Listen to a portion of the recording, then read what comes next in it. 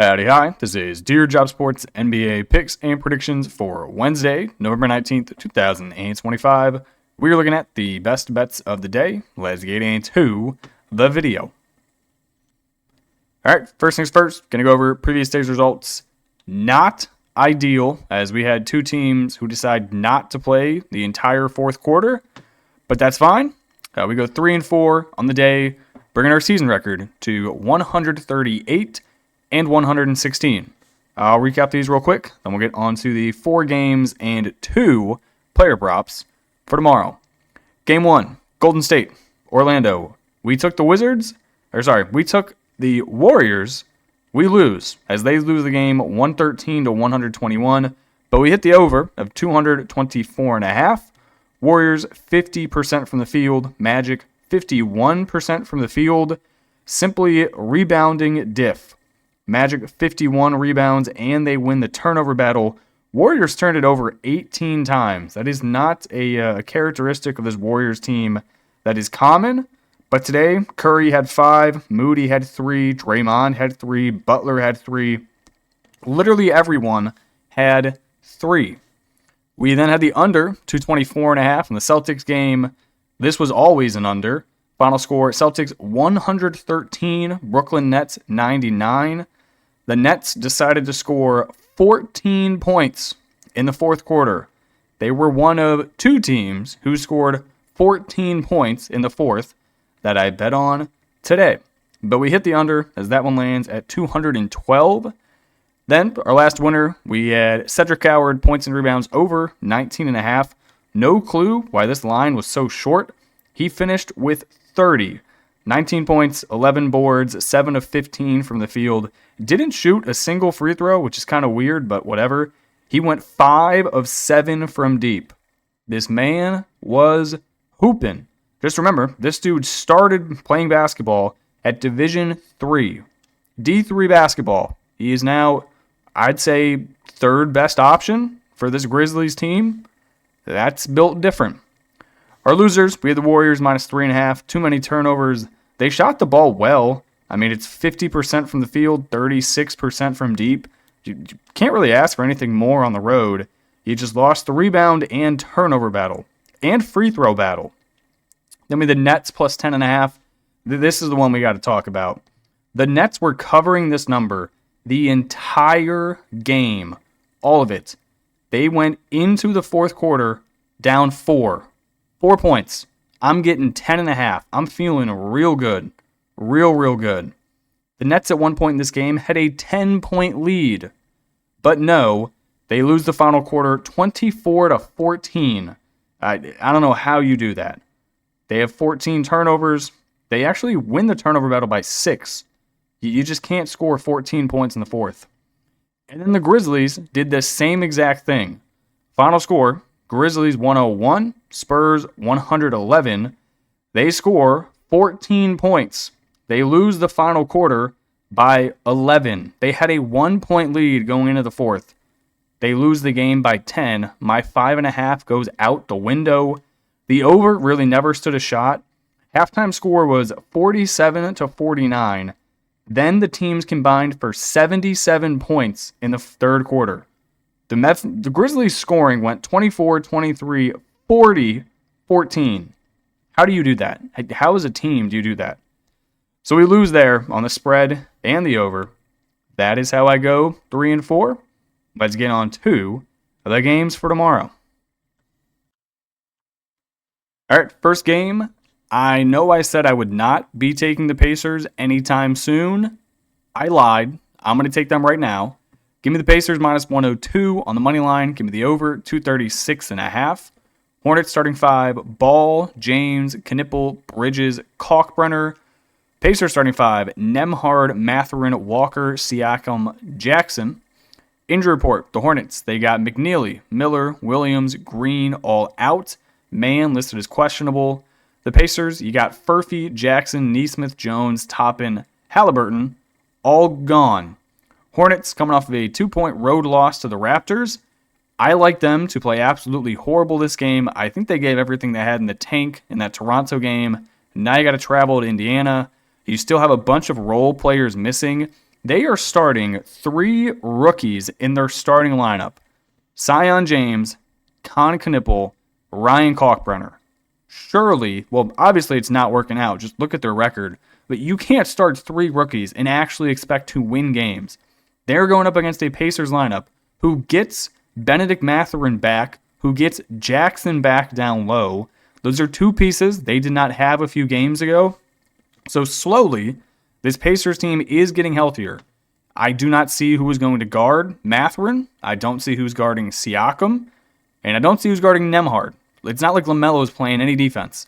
If the Pacers are going to win one, it's going to be here. I know I said that about the Suns, but surely they can get it done now.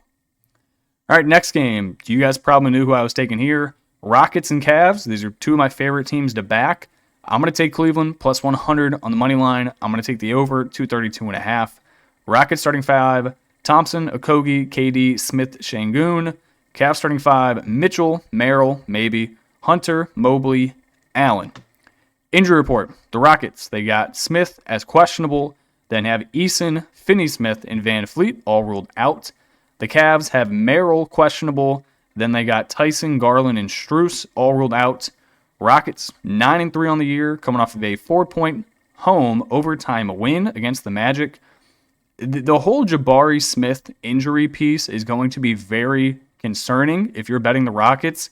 If he does not play, I'm not sure what they're doing with their starting rotation. Are they simply going to slide Şengün to the 4 and move Steven Adams to the 5? Are they going to bring in Reed Shepherd to put him at the 1, slide Thompson down to the 2, Okogie to the 3, KD to the 4? If you do that, you have an old man Kevin Durant guarding probably a top 3 power forward and then former defensive player of the year in Evan Mobley. I do not think that is going to end well. Cavs 10-5, 6-2 at home so far. Not having Darius Garland is going to hurt. We're going to rely a lot on Donovan Mitchell, Lonzo Ball off the bench, but I trust those guys. Give me Cleveland at home, plus money. You're not going to see that very often. I'll take it. All right, now we have what we have in the college basketball section, where I do my favorite bet. Granted, in college basketball, it's 3-3, so take for this what you will. Give me the Heat as my favorite bet of the day. Give me the over as my other favorite bet. Warriors starting 5, Curry, who's questionable. Moody, Richard, Butler, Green. Heat starting 5, Mitchell, Powell, Larson, Wiggins, Ware. Injury report, the Warriors are on a back-to-back, so take all this with a grain of salt. Curry is already listed questionable. Kuminga and Melton are out. Al Horford will be out because he played the first half of the back-to-back. I'm really not sure who they're going to have down low. It's going to be Draymond on a back-to-back, and then Quentin Post. You can throw in some Trace Jackson Davis. Is Trace still on this goddamn team? Hold on, let me check. All right, after checking, yes, Trace Jackson Davis is still on this team. He just never plays as he should. That dude's not very good. The Heat, they have Bam Adebayo questionable. Then you got Hero Rozier listed as out. I already mentioned Warriors back. They just lost the previous game on the road to the Magic by 8. If Curry doesn't play, I think I would lay this number up to, 12.5, 13?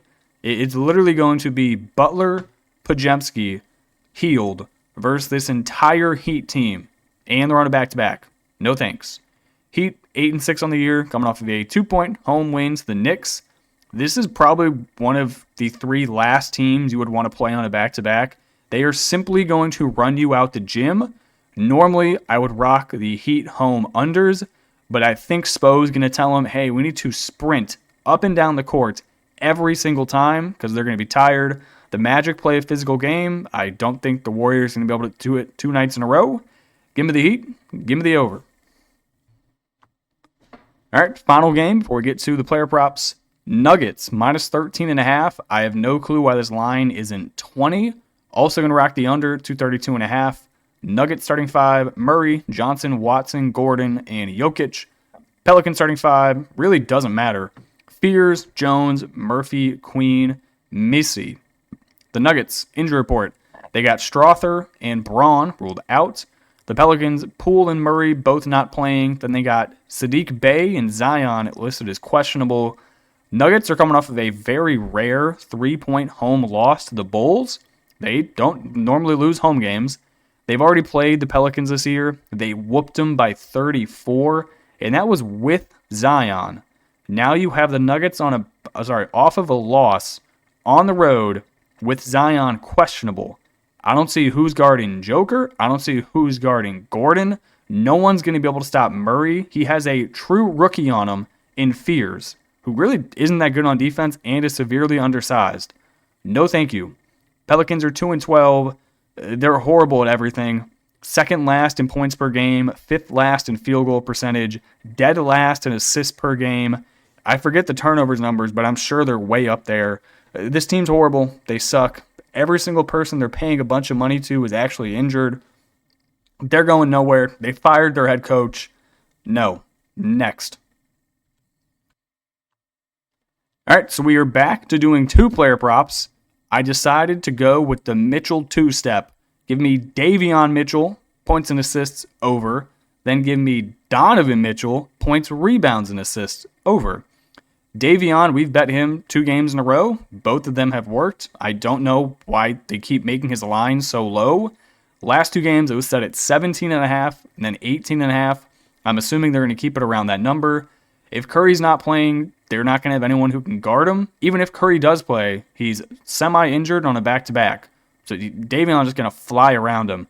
But if he doesn't, you have Podziemski, Moody, maybe a bit of Buddy Hield. None of those guys are staying in front of him. So I like his PA over. Then you got the Don, Spida. Cavaliers, we don't have Darius Garland. Sam Merrill, our other 3-point threat in our starting lineup, is questionable. So if he doesn't play, Spida is going to shoot 15 3-pointers in this game. The only other real option we have is DeAndre Hunter. You could argue maybe Mobley, but he's going to have his hands full either guarding Smith, Şengün, KD, somebody down low who's bigger than him. So he's going to be in the paint. I think Spida scores 50 if we win this game. So I will take his PRA over. All right, that's going to do it for me in this video. I appreciate you guys watching and tuning in. If you have not already, hit that subscribe button, and I will catch you in the next one. Peace.